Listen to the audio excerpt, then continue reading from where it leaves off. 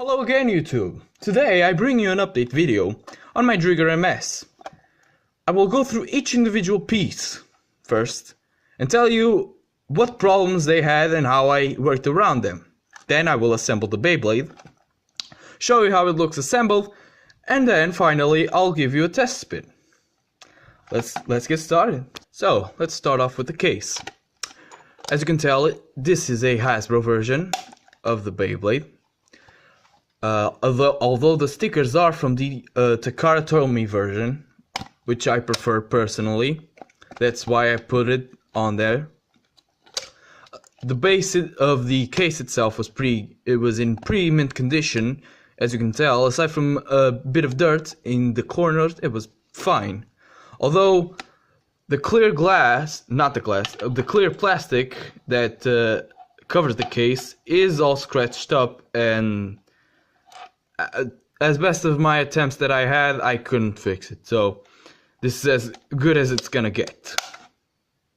Here is the bit protector. I believe it's the correct term. There wasn't much trouble with this one. I just printed out the sticker that goes on here, as you can tell. If it focuses, no, it appears it will not focus.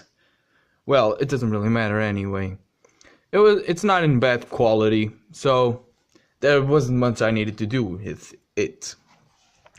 Here we have the AR, also in pretty good condition, aside from oxidization of the metal. It was pretty good. I just printed out the stickers, I put them on, and gave a firm coat of nail polish so the stickers won't fall off with time.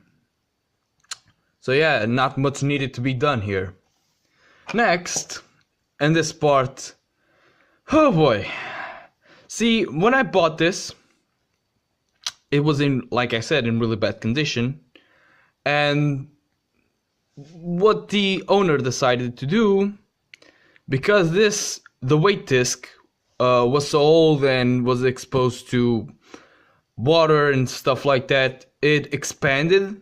So he told me that it couldn't fit, he couldn't assemble the Beyblade anymore because of this part. So he took it upon himself to use, which I can only assume was sandpaper, to sand it down to a relative size. Although using sandpaper and then not polishing is not a good idea, because when I got this piece, it was all scratched up. Like, maybe now you can't really see it anymore because I managed to polish the scratches away, but it was all scratched up. And now, because he decided to sand it, when it's assembled, it's not a tight fit anymore, it's loose. I'll show you when it's fully assembled. And here we have the running core. As you can tell, I managed to fix the tip, although of course it's not perfect. It's as good as it's gonna get, considering how it was. I managed to disguise the hole that it had from me retrieving the tip that had fallen inside the running core. See my previous video if you don't know what I'm talking about.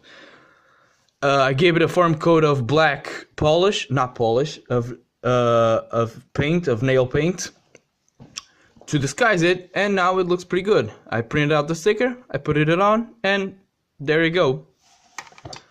The stickers on the launcher and ripcord were also put on by me. They came out alright, nothing too special. Now here is the Beyblade fully assembled. As you can see, this is the problem I mentioned before about it being loose. I may do something else to try to fix it, but I'm not quite sure what yet. So as you can see, I'd say it's pretty close to the original, considering the fact that it was in really bad shape when I got it. Okay, so now for the test launch. As you can see, I'd say it's pretty damn well restored. The stickers look amazing. That's why I chose the Japanese version, or the Takara Tomy, instead of the Hasbro. It looks more show accurate. The running core works fine now. It could even withstand some height launching. And just in general, I'd say it was a pretty good deal. I bought it for cheap considering it's more expensive online and restored it, so I say I'm pretty happy with the product. This is Hyper Aquario. I'm sure you're all familiar with it. Let's do a test launch against Driger versus Hyper Aquario. 3, 2, 1, let it rip. 3, 2, 1, let it rip. Let's see who wins.